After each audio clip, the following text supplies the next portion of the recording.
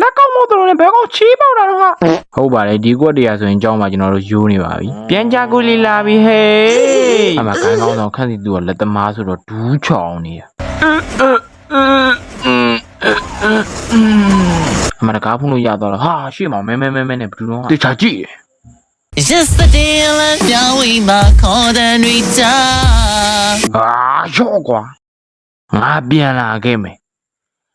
အဲ့အချောင်းမအမွေးတွေကိုနှုတ်ပြီးငါပြန်လာခဲ့မယ်အမခန့်စီသူကအမွေးနှုတ်ပြီးပြန်လာတယ်ဟာကိုကြီးပြန်လာပြီဘယ်နှမွေးပါခဲ့လဲအမွေးလူရင်းနဲ့ရွာထဲကဂျလီဘီနဲ့စိုက်ကားသမားရင်းနဲ့ရံဖြစ်